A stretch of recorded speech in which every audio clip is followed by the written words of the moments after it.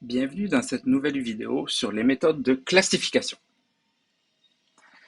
Alors, on va d'abord définir un peu qu'est-ce qu'on veut dire par classification.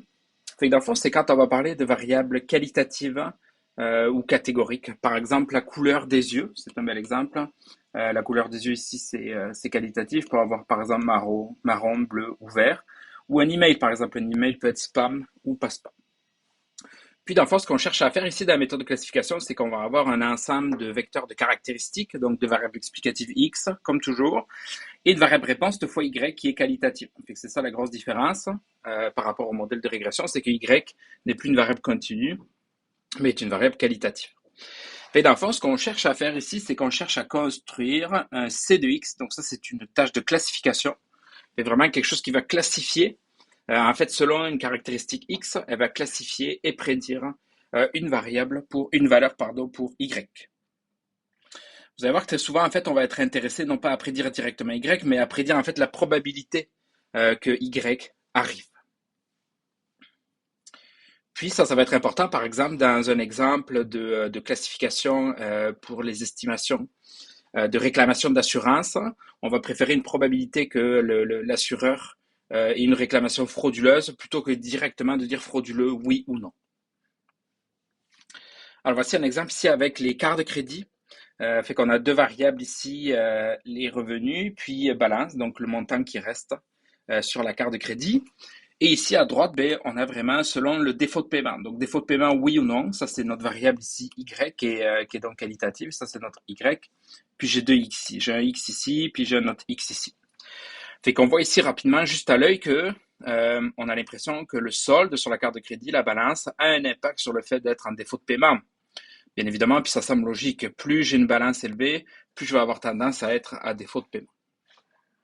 On voit par contre que selon les revenus, vous voyez, il n'y a pas l'air d'avoir tant de différence que ça. Alors, est-ce qu'on ne pourrait pas utiliser la régression linéaire? Dans le fond, on pourrait se poser la question, pourquoi pas utiliser la régression linéaire? Dans le fond, on pourrait coder notre variable Y ici. On pourrait la coder comme 0 si la personne n'est pas en défaut de paiement, puis 1 si la personne est en défaut de paiement. Et dans le fond, on pourrait se dire, est-ce que je pourrais faire simplement une régression linéaire de Y sur X? Puis, si jamais on prédit, dans le fond, on prédit que c'est un oui, si mon Y chapeau, lui va être plus grand que 0,5, puisque mon Y est entre 0 et 1. Fait que dans ce cas-ci, on appelle ça le résultat Y est binaire.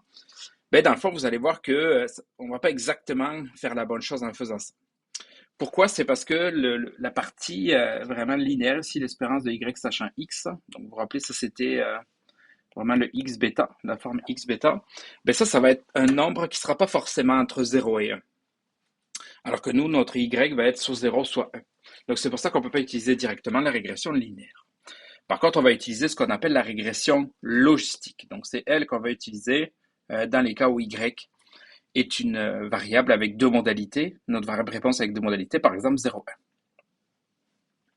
Alors justement, regardez ici un exemple. Encore une fois, vous avez la balance en bas du montant, puis vous avez la probabilité de défaut. Donc, est-ce que la personne est à défaut de paiement, oui ou non? Les points en jaune, c'est les vraies données. Puis, regardez, si je fais passer une droite de régression linéaire, c'est celle que j'ai en bleu ici, on voit que ça marche pas du tout. On voit qu'il y a quelque chose qui fonctionne pas. Alors qu'en bleu ici, ça va être la régression logistique. Fait qu'elle, elle va vraiment aller estimer une vraie probabilité entre 0 et 1, dépendamment de la balance. Alors que la régression linéaire, comme je vous disais, vous voyez ici, elle est sous 0, puis ça marche pas, parce que moi, je prédis une probabilité de défaut. Je peux pas donc avoir une probabilité plus petite que 1. Donc ici, la régression logistique va être bien plus adaptée à la tâche. Alors, si jamais maintenant j'ai une variable réponse, mais avec trois valeurs possibles. Par exemple, le patient se présente aux urgences, puis on le classe en trois symptômes. Un, si c'est un accident vasculaire cérébral. Deux, s'il a une surdose médicamenteuse. Ou trois, si c'est une crise d'épilepsie. Ce codage aussi, ça suggère un ordre. Puis on pourrait se dire qu'on pourrait utiliser la régression linéaire. Mais encore une fois, ici, elle n'est pas du tout appropriée. On va utiliser plutôt ce qu'on appelle la régression ici logistique multiclasse. Donc le multiclasse, c'est parce que j'en ai plus que deux. Ou l'analyse discriminante qu'on va voir dans la deuxième partie de ce cours. Alors, la régression logistique, justement, on va rentrer dans le détail. Alors, si on écrit P de X, comme la probabilité d'un fond que Y soit égal à 1 sachant X, donc ça c'est la probabilité que 1 arrive sachant toutes mes caractéristiques.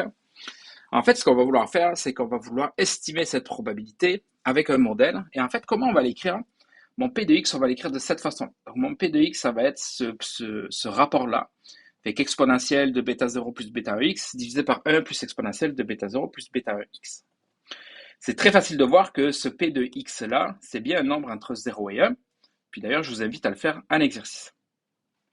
Puis si vous faites un petit peu de réarrangement, en fait, on peut montrer que le log de P de X sur 1 moins P de X, c'est égal en fait à bêta 0 plus bêta 1x. Donc vous voyez, on retrouve ici une partie linéaire qu'on avait l'habitude, comme dans la régression linéaire, sauf qu'à gauche ici, un petit peu différent, je n'ai pas directement mon y, mais j'ai ici ce qu'on appelle la fonction logit, en fait, de ma probabilité.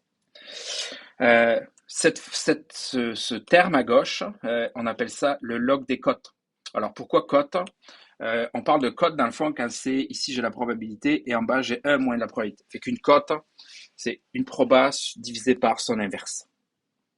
Ou on appelle ça aussi, comme je vous l'ai dit, la transformation logit. Fait que logit, c'est une fonction. En fait, la fonction logit, donc logit de x, c'est log de x sur 1 moins x. C'est ce qu'on appelle la fonction logit. Attention ici, quand on note log en statistique, ce n'est pas le logarithme en base 10, c'est bien le logarithme népérien, le logarithme naturel, qu'on note aussi des fois en mathématiques, ln. Justement, si on reprend ici notre exemple visuel, la courbe que vous avez en bleu ici, ça c'est vraiment P de x au format où on l'avait donné ici avec les exponentielles ici en haut.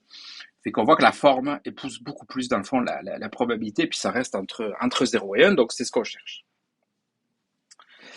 Alors, pour la partie estimation, fait comment ça marche? Ici, c'est pas une méthode des moindres carrés, comme on a vu précédemment dans la régression.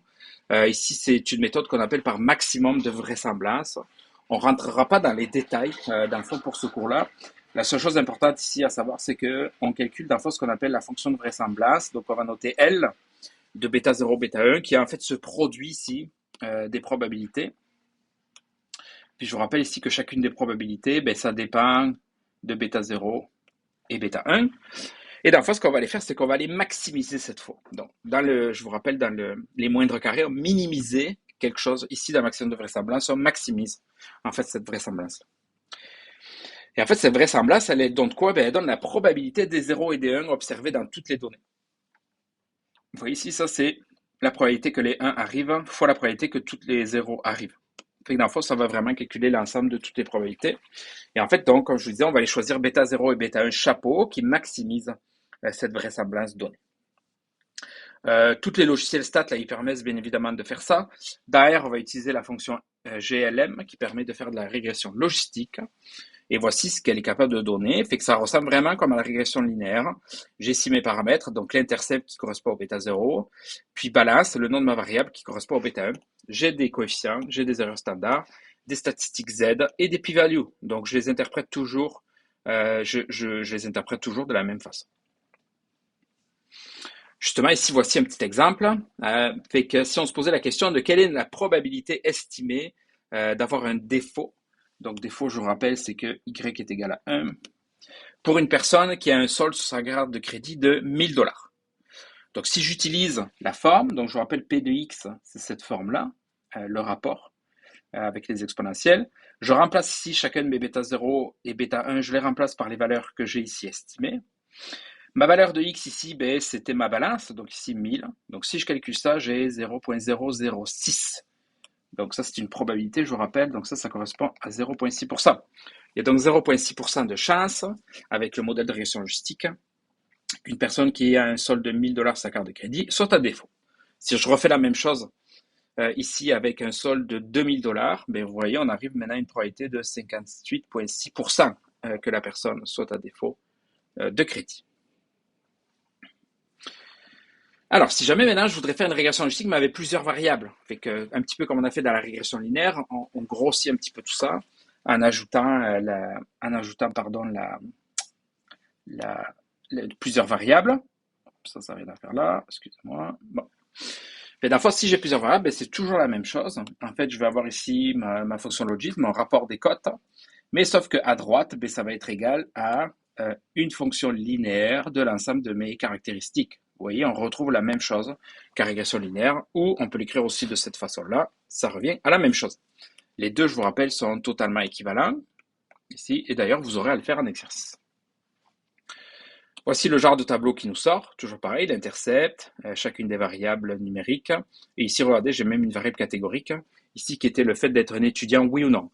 Donc, je vous rappelle, une variable catégorique ici, en fait, le non, il se retrouve dans l'intercept, c'est comme la modalité de référence que je n'ai pas, et le oui se retrouve ici. Puis j'ai, comme d'habitude, mon tableau. Alors, on va parler maintenant un petit peu de variables confondantes. Alors, les étudiants, à fond, ce qu'on voit, c'est qu'ils ont une tendance à avoir des soldes plus élevés que les non-étudiants, de sorte que leur taux de défaut marginal est plus élevé que celui des non-étudiants. Et la fois, ça, c'est ce qu'on peut appeler une variable confondante. Parce que ça, qu'est-ce que ça veut dire? C'est qu'on sait déjà que la balance, ça a un impact. On l'a vu, la balance qui nous reste sur nos cartes de crédit, ça a un impact sur le fait d'être à défaut ou non.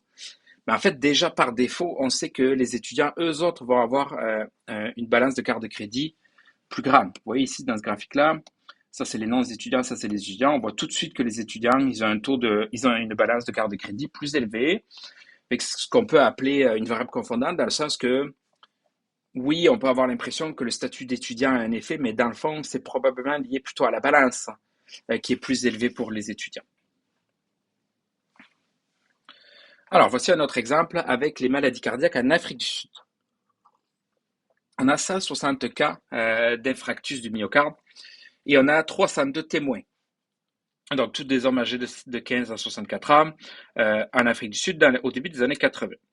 La prévalence globale dans la région était de 5,1%. Donc ça, la prévalence globale, c'est comme la probabilité vraiment globale du nombre de personnes qui avaient un infarctus du myocarde. Donc ça, c'est vraiment dans la population. On mesurait 7 prédicteurs, ici 7 facteurs de risque, puis l'objectif c'était d'identifier les forces relatives, les orientations des facteurs de risque pour aider bien évidemment à prévenir ces maladies-là. Puis vous voyez, ça c'est le résultat dans R, le résultat dans R pardon, je vais dire, du fait d'avoir une maladie, un infarctus du myocarde. Fait que si on regarde les p-values ici, les significatifs GL, GL, GL, GL. Donc, vous voyez, ça correspond à tabac, le fait de fumer le tabac, par exemple, ou l'âge encore. Mais vous voyez comme l'obésité et l'alcool ne sont non significatifs. Et que l'obésité et l'alcool, ici, n'ont pas d'impact sur le fait de prédire d'avoir un infarctus du myocarde. Alors, justement, échantillonnage cas témoin et régression logistique, juste pour vous dire, donc dans ce cas-ci, nous, dans nos données sud-africaines, on avait 160 cas pour 302 contrôles. Fait que les contrôles, c'est ceux qui n'avaient pas la maladie, bien évidemment. Fait que dans le fond, on arrivait, si on calcule ici dans notre échantillon, notre pi chapeau, donc ça, c'est la probabilité que j'avais des gens qui ont un cas, est de 35%. Ce qui est quand même très haut, parce que dans la région, on avait seulement, je vous rappelle, dans le fond, 5% des gens qui l'avaient. Fait qu'ici, on a un échantillon cas témoins, donc c'est-à-dire que c'est nous, en fait, qu'on fait l'étape d'aller échantillonner. Donc, on prend des gens qui ont des cas, donc qui ont la maladie, puis des gens qui n'en ont pas. Puis c'est nous qu'on décide un peu du nombre.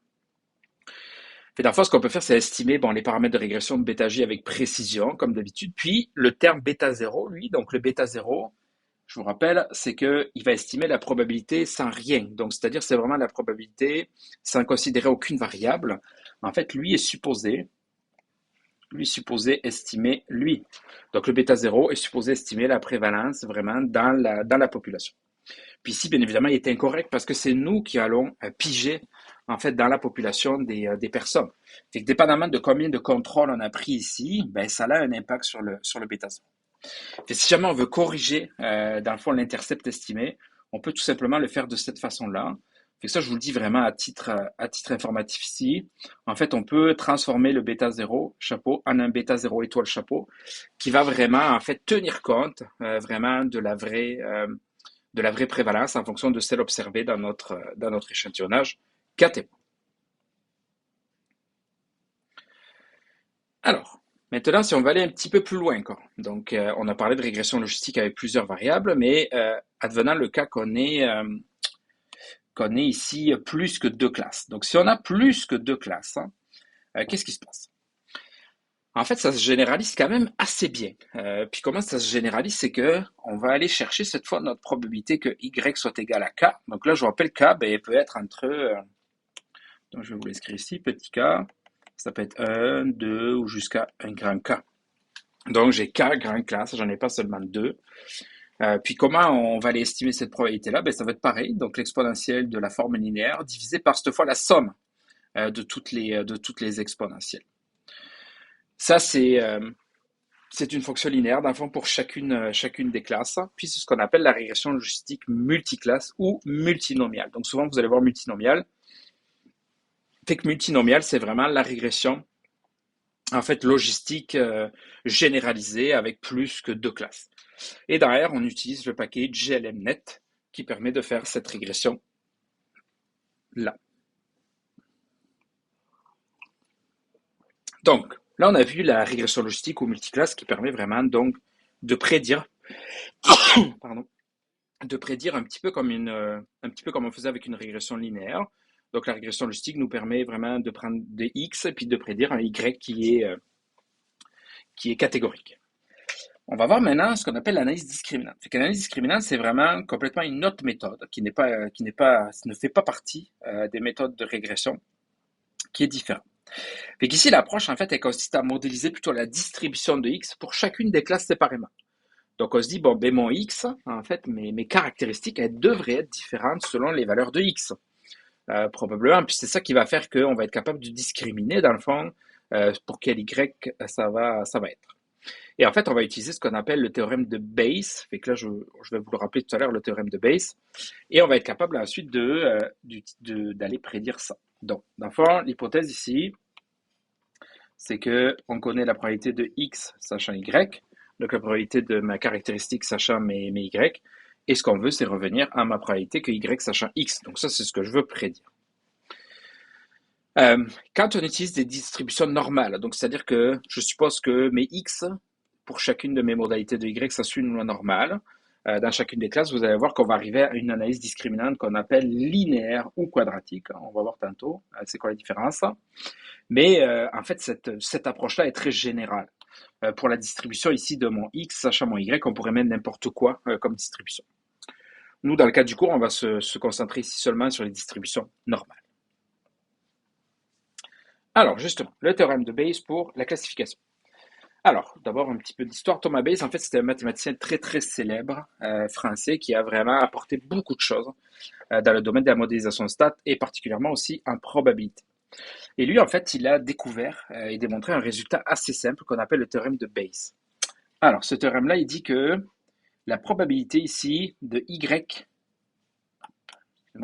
la probabilité ici de y est égale à k sachant x, ben en fait, je peux le réécrire à l'inverse. Je peux le réécrire que c'est la probabilité ici de x sachant y. Vous voyez, j'ai interversé ici. J'ai interversé mes x et mes y. Donc ça, je vous rappelle que moi, je le connais. Ça, c'est connu. Ben, connu, en fait, je pose une hypothèse dessus. Et je pose une hypothèse sur ça. Et ensuite de ça, ben, ça dépend aussi de la probabilité de y et de x tout seul. On peut écrire ça légèrement différemment, dans le fond pour l'analyse discriminante, où en fait on peut l'écrire de cette façon-là.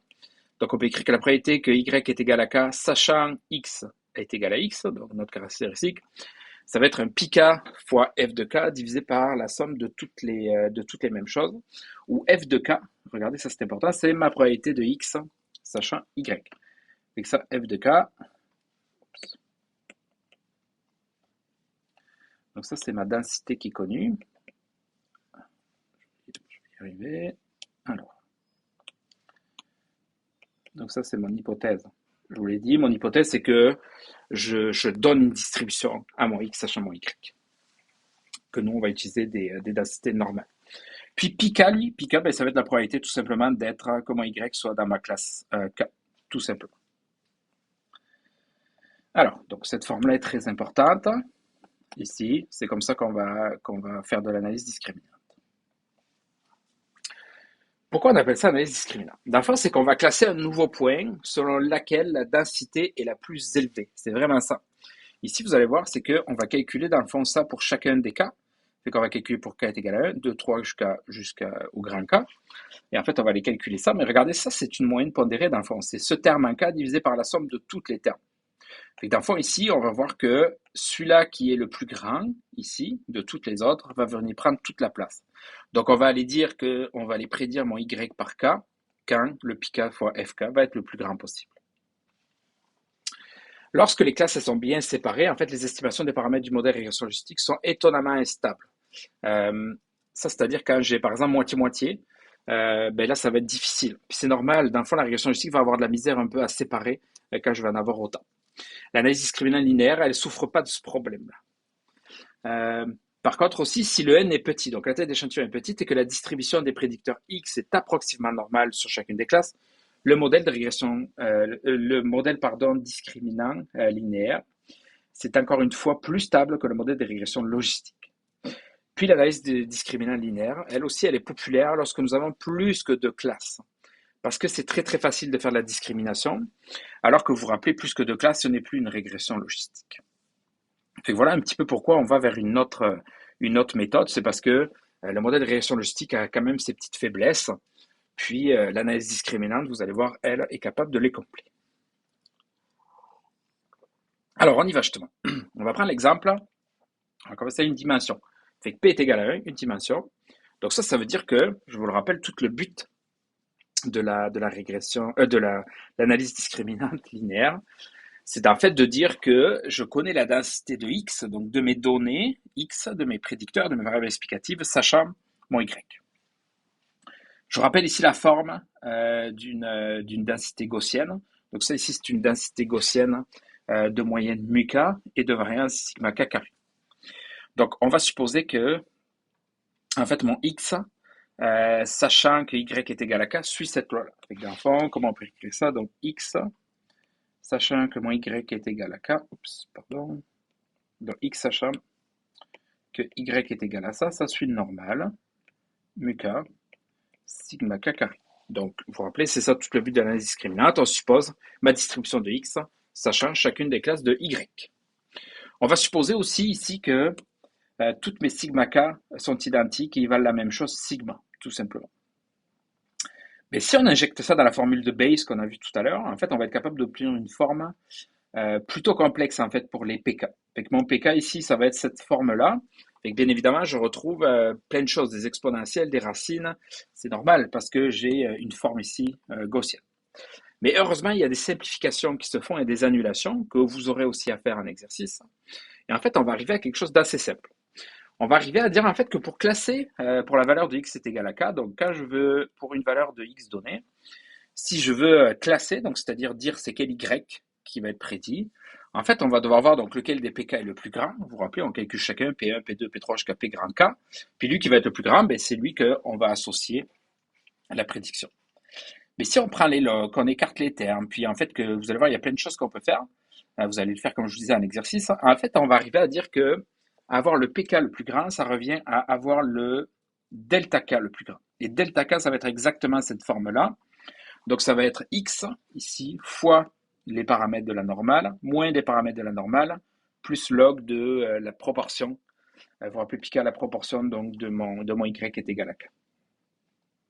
Ici, vous pouvez noter que lambda k, c'est une fonction linéaire de x. Regardez, ça c'est constant. Je vais le mettre ici en bleu, donc ça c'est constant. Puis ça c'est de la forme ax. Donc c'est donc bien une forme linéaire. C'est pas pour rien qu'on va appeler ça l'analyse discriminante linéaire. C'est parce que mon delta k ici est une fonction linéaire d'x. Puis si on a seulement 2 classes, c'est ça qui est intéressant ici, encore une fois, on va un petit peu plus en détail. Donc si j'ai seulement 2 classes et que dans le fond j'ai autant de probabilités d'être dans chacune des 2 classes, y est égal à 1, y est égal à 2, en fait on voit que la limite de décision est exactement 100. X est égal à mu1 plus mu2 divisé par 2. Donc ça veut dire que si j'ai, je dessine mon x ici, au milieu j'ai donc mon mu1 plus mu2 divisé par 2. Si je prends un x ici, on va le prédire comme un y chapeau est égal à 1. Par contre, si j'ai un x ici, on va prédire par un y chapeau est égal à 0. Puis ça fait du sens dans le fond, on voit bien, parce que si j'ai deux normales, même variance, même tout, dans le fond, ben, je vais discriminer à ma moyenne, à ma moyenne des moyennes. Voici un exemple ici très concret justement de visualisation. Donc vous avez ici mu1 qui est égal à moins 1,5, mu2 qui est égal à 1,5, puis j'ai mes deux prévalences qui sont égales à 0,5. Donc j'ai la même proportion de l'un ou l'autre, et mon sigma carré qui est égal à 1. Donc ici à gauche, c'est mes vraies densités. Donc ça, c'est deux lois normales. Une qui a une moyenne à 1,5, puis une autre qui a une moyenne à moins 1,5. Ici, c'est des histogrammes des données. Ben, on voit tout de suite que, vous voyez, comme je disais, si vous faites la moyenne ici des deux, ben, la moyenne des deux, on va obtenir dans le fond 0. Si on le fait ici avec les vraies données, la moyenne des deux, c'est ici, on est à peu près à 0, un petit peu moins, bien évidemment, puisque c'est avec nos données. Et donc, on va classifier à droite ou à gauche. Donc, vous voyez comme ici, une donnée qui est ici, on la classe dans le rose. Une donnée qui est ici, on la classe dans le vert. Mais donc, vous voyez, on ne prédit pas parfaitement bien évidemment, comme d'habitude. Ici, là, j'ai du vert, fait que je vais classer des verts dans du vrai vert, ça va, mais par contre, j'avais quand même du rose que je vais classer quand même dans du vert. Et donc, bien évidemment, c'est de la prédiction, fait que c'est jamais bien parfait. Alors, estimation des paramètres, justement. Maintenant, on revient au cas un petit peu plus général. C'est comment je les estime, ces paramètres. Parce que là, depuis tantôt, quand je vous donne cette forme-là, mes muka, mes sigma, mes pika, tout ça, c'est des paramètres inconnus. Un petit peu comme mes bêta dans ma régression, c'est l'espèce de pendant, c'est des paramètres inconnus que j'ai besoin d'estimer. Comme ici, dans le fond. Ici, je suis venu estimer, ça c'était mon mu1 chapeau, plus mon mu2 chapeau, divisé par 2. Ici, la ligne noire. Donc, je suis venu l'estimer. Donc, comment on l'estime? Ben, mes pika chapeau, eux autres, c'est très facile. Donc, ça, c'est la proportion, dans le fond, de nombres qui sont dans y est égal à k. Donc, ici, nk, c'est le nombre de y est égal à k, divisé par grand N, ça c'est mon nombre total. Mon mu-k maintenant, chapeau, ça va être ma somme tout simplement. Hein. Ça va être ma somme de mes observations de x qui sont dans k. Donc je prends toutes mes observations, x. Je regarde celles qui sont seulement dans mon groupe est égal à k. Et je fais la moyenne. Puis sigma chapeau, lui, ben, on va venir vraiment l'estimer d'une façon très très habituelle, comme on estime une variance habituellement. Alors, donc ça c'était, je vous rappelle ici en dimension 1. Donc si vous avez vraiment, si jamais vous le codez vous-même à la main, ça c'est une donc analyse discriminante AD quand P est égal à 1. Fait qu'on est capable de faire tous les calculs, puis tout se passe bien. Quand j'ai maintenant P plus grand que 1, donc c'est-à-dire avec plusieurs variables. C'est un petit peu plus compliqué, bien évidemment, les calculs, vous en doutez, on rentre avec des lois normales mais multidimensionnelles, puisque j'ai plusieurs dimensions. Ici, un exemple avec deux variables, x1, x2, visuellement. x1, x2, x1, x2. Vous voyez, puis ce qui est représenté ici, c'est une densité de loi normale à deux dimensions. Ici, je vous redonne la forme là, de la densité de la loi normale à deux dimensions, qui est quand même un petit peu plus compliquée. Et on arrive quand même à la même chose. Fait quand on fait calcul, on arrive que lambda k, c'est encore une fois ici quelque chose qu'on est capable ici de calculer. Donc, je vous rappelle, on va, lui qui a le lambda k le delta k, pardon, le plus grand, lui qui a le delta k le plus grand, ben, on va aller prédire ce y est égal à k. Alors, voici une petite illustration justement avec P est égal à 2 ici, donc deux variables et trois classes. Donc, dans cet exemple-là, j'ai aussi chacune de mes prévalences qui sont à un tiers, donc j'ai autant de chances d'être dans mon groupe 1, 2 ou 3. Les lignes en pointillés ici, c'est connu sous le nom de limite de décision de Bayes. Fait que les limites de décision de Bayes, c'est vraiment théoriquement, en fait, théoriquement comment c'est découpé dans le fond dans mon espace. S'ils étaient connus, bien évidemment, ces limites-là, ben, elles donneraient le moins d'erreurs possibles de classification parmi toutes les classifications possibles. Mais bien évidemment, c'est quelque chose d'inconnu. Ici, vous avez l'exemple à droite où, pareil, x1, x2, sauf que là, je suis venu vraiment estimer. Fait que je retrouve ici, ça, c'est mes limites théoriques, fait vraiment mes vraies limites, celles qui déterminent. Puis ici, en noir, ben, ça, c'est mes limites. Ici, en noir, là, ça, c'est vraiment mes limites calculées. Donc, avec mon analyse discriminante. Donc, ça veut dire que une donnée qui est ici, par exemple, je vais en prendre ici, donc une donnée qui est ici, elle est mise dans le bleu, une donnée qui est ici dans le vert, bon, etc., etc. C'est la même chose que tout à l'heure, sauf que là, on est en deux dimensions. Des lambda K aux probabilités, justement. Des delta K, pardon, aux probabilités. Fait qu'une fois qu'on a des estimations des, euh, des delta K chapeau, fait que ça nous permet, vous vous rappelez, de choisir. Donc, lui qui est le maximum, on va prédire Y chapeau qui est égal à K. Où K, ben, c'est la valeur maximale de toutes les delta K. On peut bien évidemment revenir en fait et transformer par rapport aux probabilités. Si jamais on va avoir la probabilité de chacun, si on veut revenir en arrière. Fait que la probabilité dans le fond que mon Y soit égal à K sachant X, ben, ça va être le rapport des exponentielles des delta K chapeau. Fait qu'on revient un petit peu à la même chose. Fait que ça va nous permettre en fait de vraiment, de vraiment revenir entre l'un et l'autre. Fait que ça, c'est vraiment la partie règle de décision. Je décide Y chapeau est égal à quoi. Ici, c'est plus pour avoir une estimation plus fine en fait des probabilités dans chacune des classes.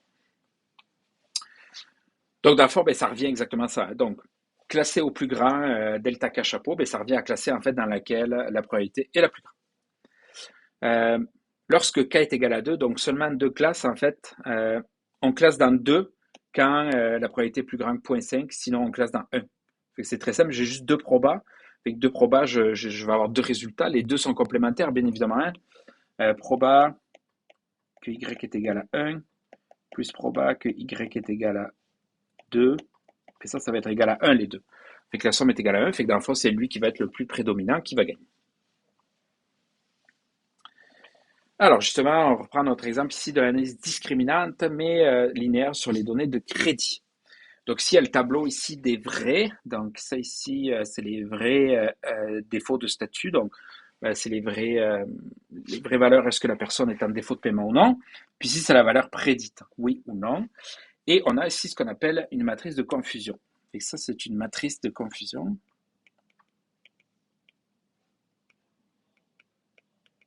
Alors, une matrice de confusion, c'est tout simplement qu'on fait le lien entre les vrais Y et les Y chapeau. Donc, c'est mon Y en fonction de mon Y chapeau. Fait qu'on voit ici que ceux qui sont pas bien classés, donc ceux qui sont mal classés, ben c'est eux là. Ici, lui, il est mal classé parce que mes 23 personnes ici n'étaient pas en défaut de statut. Pourtant, on les a classifiés comme un défaut de statut. Et c'est 252 ici. Ces 252 été vraiment réellement en défaut de statut, mais pourtant, on les a prédits comme. Bon.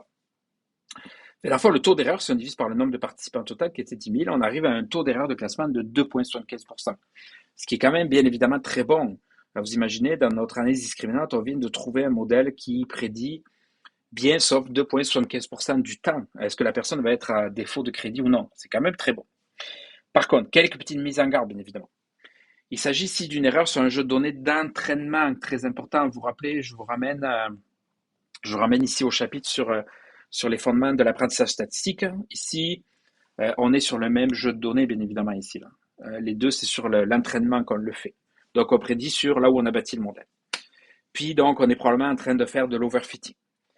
Puis ici aussi, on n'a pas vraiment de souci parce que n est égal à 10 000, puis j'ai seulement deux variables. Bon. C'est ça. Pour ça va arriver à quelque chose d'important, c'est les types d'erreurs. Donc, quel type d'erreur on fait quand on fait de la classification? Il y a deux types d'erreurs qu'on fait.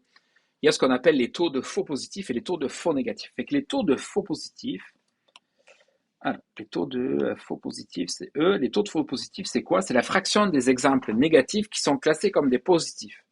Donc, c'est ceux que je sais qu'ils étaient négatifs en vrai, mais moi, je les ai classés par mon modèle par des positifs. On appelle ça le taux de faux positifs. Ce n'est pas des vrais positifs, c'est des positifs prédits, mais en fait, ils étaient vrais. Dans notre exemple, nous, j'en avais seulement 0,2%. Et j'ai aussi le taux des faux négatifs. Donc, le taux des faux négatifs, c'est la fraction de ceux qui sont positifs, mais qui sont classés comme des négatifs. Dans notre exemple, j'en avais quand même 75%. Et 75%, comment je le calcule?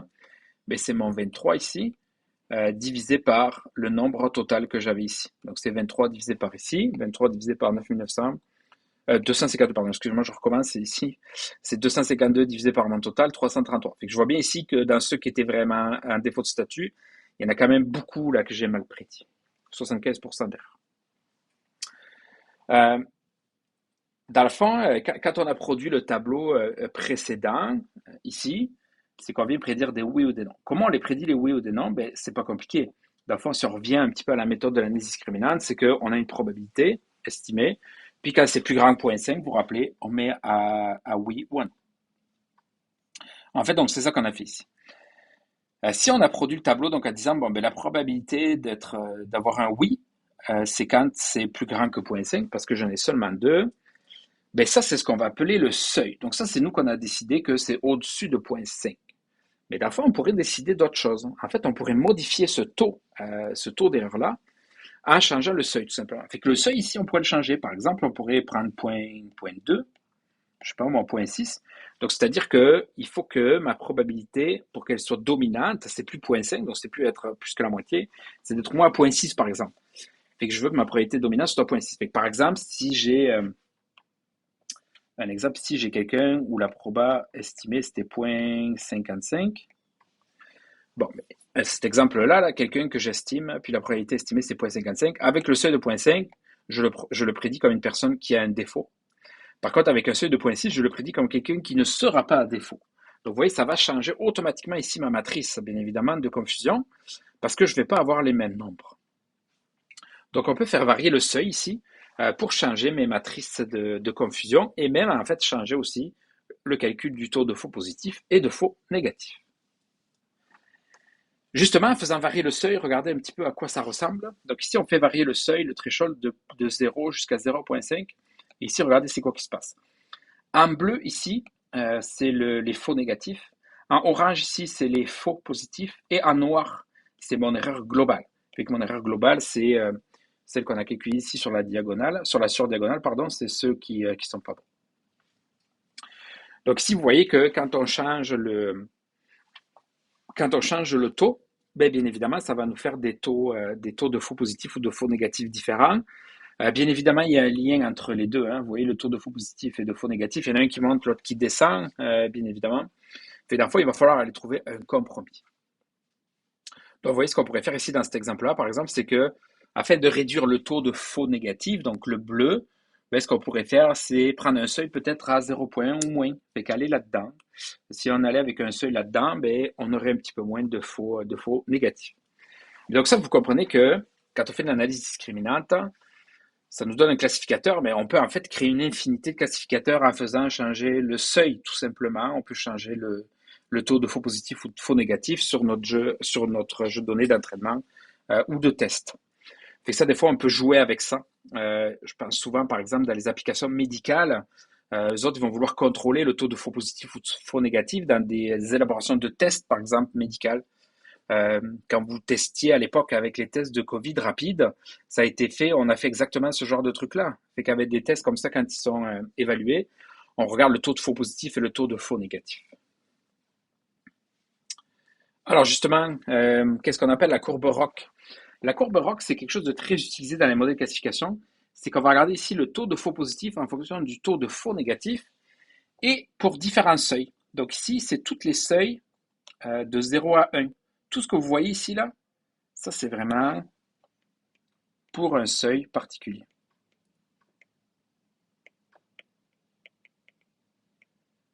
Donc probablement qu'ici, il y a notre, au milieu là, il y a notre seuil de 0,5 qu'on avait, donc notre classificateur à 0,5, mais ici sur la courbe, ce qu'on voit, c'est vraiment pour toutes les seuils. Donc ça, c'est ce qu'on appelle la courbe ROC. La courbe ROC, elle permet d'afficher vraiment simultanément les deux, le taux de faux positif et le taux de faux négatif. Et en fait, ce qu'on veut dans une courbe ROC, pour dire qu'un classificateur est bon, il faut que la courbe soit le plus éloignée possible de la diagonale. Ça, la diagonale, vraiment, ça correspond, en fait, c'est si on n'avait aucun classificateur. Si on faisait rien, aucun classificateur, ça serait ça, à quel point on serait bon. Donc, nous, ce qu'on veut, c'est être le plus loin possible de la courbe ici. Donc là, on voit qu'on a quand même un modèle très bon. C'est ça.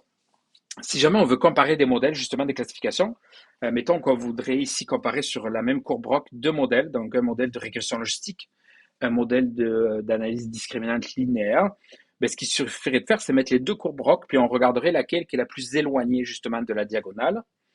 Des fois, elles vont s'entrelacer, fait que ça devient difficile à voir laquelle qui est la plus éloignée. Fait que ce qu'on peut faire, c'est calculer ce qu'on appelle l'AUC. L'AUC, c'est l'air sous la courbe, AUC, donc ça va nous dire vraiment un indicateur de performance globale. Fait qu'on vient vraiment calculer sous la courbe combien ça va valoir. Donc l'AUC va toujours entre 0,5 et 1. Donc l'AUC va toujours être entre 0,5 et 1. Et donc, plus l'AUC est proche de 1, mieux c'est. Parce qu'un AUC à 1, ça serait vraiment, on aurait quelque chose de parfaitement droit ici. OK? Donc ça serait un AUC est égal à 1. J'aurais un truc parfaitement droit. On va voir maintenant les autres types de formes d'analyse discriminante. Parce qu'on a fait quand même plusieurs hypothèses dans notre analyse discriminante. Alors, bon, toujours pareil, les FK, les densités, les autres sont gaussiennes. Par contre, nous, ce qu'on avait fait comme hypothèse dans notre exemple différemment, c'est que les variances étaient les mêmes. Fait que ce qu'on appelle l'analyse discriminante linéaire, ça c'est quand toutes les variances sont les mêmes. Donc vous vous rappelez, mon sigma 1 est égal à mon sigma 2 est égal à mon sigma grand K qui est égal à sigma. Fait que quand toutes mes variances sont les mêmes, on appelle ça l'analyse discriminante linéaire. On peut changer ça bien évidemment. Si on change ça et qu'en fait je dis que mes sigma K, donc là sigma K ici c'est bien évidemment c'est la version multivariée, quand les autres sont différents, ben, on va appeler ça l'analyse discriminante quadratique. Vous verrez pourquoi le quadratique. Quand mon FK, lui, je décide que mon FK, c'est un produit de densité. C'est un produit pour chacune de mes variables. Donc, ce que je dis ici, c'est que, regardez, ça c'est très important, mon FK, ici, c'est que ma densité sur toutes mes X, c'est en fait un produit de densité marginale pour chacune de mes variables. Donc ça veut dire que je suppose que chacune de mes variables sont indépendantes les unes des autres. On appelle ça un modèle d'indépendance conditionnelle. Et là, on obtient ce qu'on appelle un modèle de Bayes naïf. Donc, un modèle de Bayes naïf, c'est de dire que ma densité ici, donc mon f de x1, x2 par exemple, ça va être vraiment mon f de x1 fois mon f de x2. Donc, je suppose en fait x1 est indépendant à x2. Je vous rappelle que pour montrer que deux variables aléatoires sont indépendantes, on peut montrer que la densité conjointe, c'est égal au produit des deux densités. Puis il y en a bien d'autres, bien évidemment, on pourrait aller encore plus loin. Le FK, on pourrait prendre des approches non paramétriques. Bon, bref, donc il y a vraiment beaucoup de façons de faire de l'analyse discriminante. Justement, regardez ici l'exemple de la quadratique. Alors, l'exemple de la quadratique ici, donc je vous rappelle, la quadratique, c'est que mes variances, donc sigma de k, elles sont différentes. Elles sont différentes. Donc, en fait, ce que ça fait, c'est que quand elles sont différentes, mais j'ai plus autant de simplification quand je calcule mon delta k. Et en fait, maintenant, je vais avoir un terme quadratique qui apparaît qui est lui, là. Fait que ça, c'est un terme quadratique. Regardez, j'ai du x fois du x. J'ai donc un terme quadratique. C'est pour ça qu'on appelle ça l'analyse discriminante quadratique. Puis sur le graphique, à quoi ça ressemble? Ben, si vous regardez ici, en rose ici, pas en rose, pardon. Ici en rose, ben ça. Ici en rose, ça c'est la LDA, donc pour linéaire. Le L pour linéaire. Et ici en rose, c'est QDA pour la quadratique. Et donc, vous voyez, la QDA, on voit qu'on a une forme quand même un peu plus quadratique dans le fond. Ça ressemble à une parabole.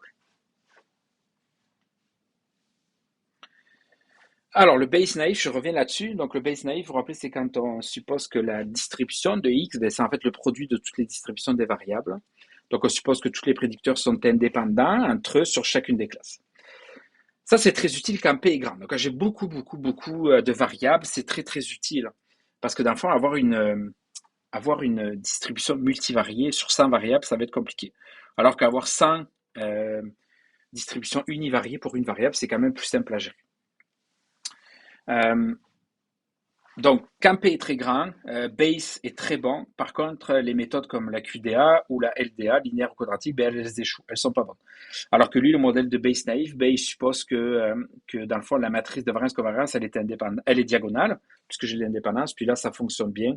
On est capable de faire qu'est-ce que l'on souhaite. Donc, quand P est grand, on va y aller plutôt avec du Bayes naïf. On va juste faire un petit retour entre régression logistique versus l'analyse discriminante linéaire. Parce que je vous rappelle, on a vu plusieurs choses. Nous, on veut bâtir un classificateur. On a vu la régression logistique pour le faire. On a vu l'analyse discriminante. Elle peut être linéaire, elle peut être quadratique, ça peut être même un modèle de Bayes naïf.